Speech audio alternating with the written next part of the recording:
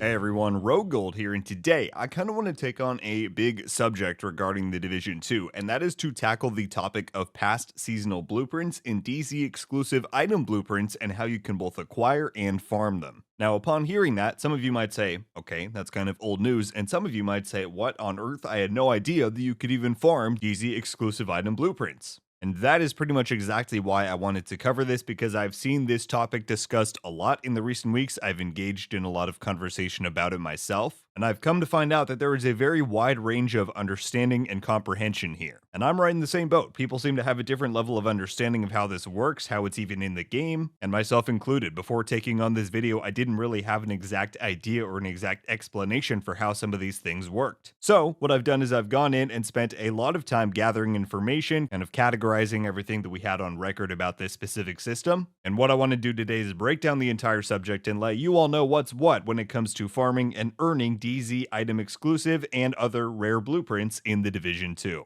So if that sounds good and you want to see more informative breakdowns like these, then consider clicking that subscribe button. I would greatly appreciate it. Let's get right into this. So like I said, we have two main topics to cover in this video. The first is past seasonal blueprints, and the other is DZ exclusive item blueprints. Now, funny enough, both of these were actually addressed and kind of modified last season, back in Year 5 Season 1, so they've been in the game for a minute, but again, it's the lack of knowledge on this subject that is the main reason why I wanted to cover this. So let's start with the seasonal blueprints first. And why don't we just skip ahead right now and I'll tell you the exact way that it works, and then we'll get into some of the details and evidence there. So, upon completing a level 4 control point, it is a guaranteed drop. Every single time you do one, you will earn a blueprint that you don't have between seasons 1 and 2 and 4 through 11. So, any gear set, brand set, named item that might be in there, you will earn one of those every time that you complete a level 4 control point. Now, it's important to point out that there is one other method you can use to get them. However, it is not guaranteed, and this one is, so I find this to be the primary and really only way I should be advertising this. But we'll cover that secondary thing later on in the video. So now that you have that information, let me play this clip for you for a bit of evidence and for the exact verbiage that the devs used on this subject.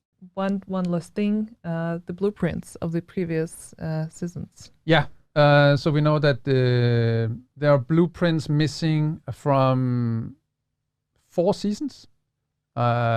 Season 9, 10, 11, and Season 3.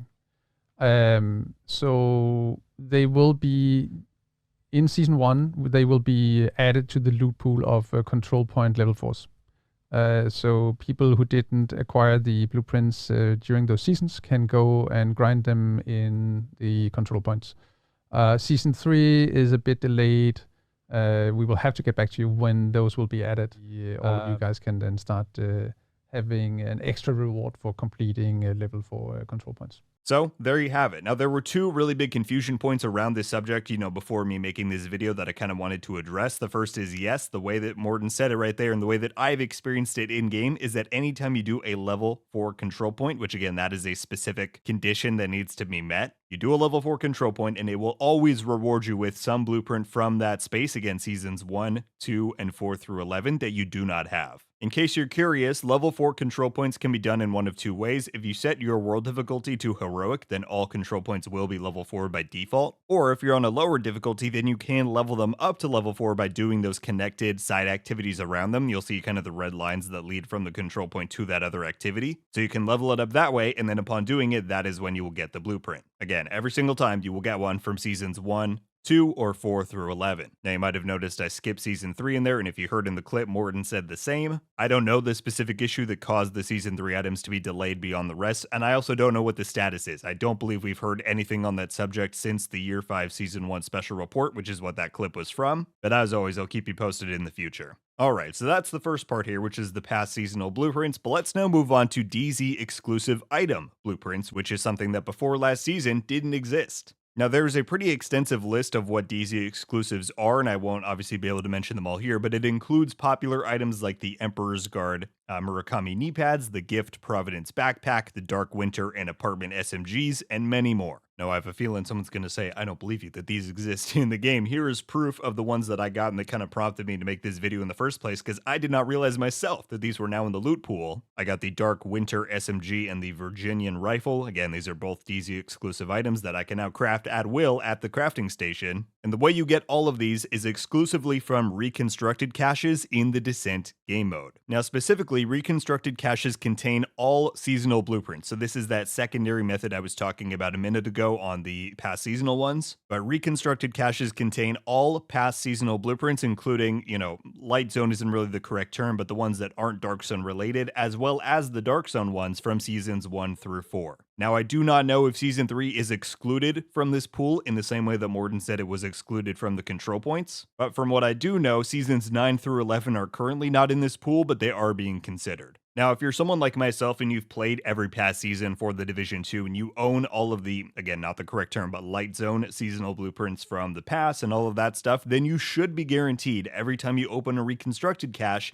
to get a Dark Zone exclusive blueprint. Otherwise, if you're missing some of those past seasonal blueprints, then you will probably get a random pick between the Dark Zone one and the Light Zone one. Now, the next thing you might be asking is, how do I specifically get reconstructed caches from the Descent mode? And here's actually a handy chart that the devs released with Year 5 Season 2. So this is up to date and it includes all of the buffed rewards that the Descent mode got this season, and you'll see that they are quite rare, but there are certain targets you can hit to more likely get them. So as you can see, you are guaranteed one reconstructed cache at loop 30, and then there are additional stacking bonus chances starting at loop 15 and going all the way up to 30. So 15, 18, 25, and 30, those are all pretty high chance bonus drops for those reconstructed caches. So yes, these are going to be quite hard to get, but I would say that it is a pretty worthy reward given the exclusivity and desirability of all of these blueprints. Because again, before Year 5 Season 1, there was no way to ever get a blueprint for these items. You always had to farm duplicates in the Dark Zone themselves, or wait for it to show up in the Countdown vendor or one of the DZ vendors. But for the purposes of expertise, or just for getting a better roll or whatever, having these blueprints in the game is now a really great alternative. And knowing that they come from the reconstructed caches and how you actually get those in the Descent mode, I think it does place a bit more prominence on Descent as an endgame farming location. So there you have it, everybody. That is just about everything you need to know on farming both DZ exclusive item and past seasonal blueprints. As I mentioned at the start, I've been getting a lot of questions about these things, and it did take quite a lot of time to research and corroborate all of that info. The game doesn't always make it super easy to track this stuff down, but it was a lot of fun, and hopefully this video was both helpful and enjoyable for learning about the subject. Let me know your thoughts on everything that we went over in this video. Like I said, I'm sure there is a wide range of comprehension on this subject, so if you have any reactions to this or you have any further questions, be sure to let me know down below. But that is going to do it for me today, everybody. Thank you all so much for watching. I'll see you in the next one. RogueGold.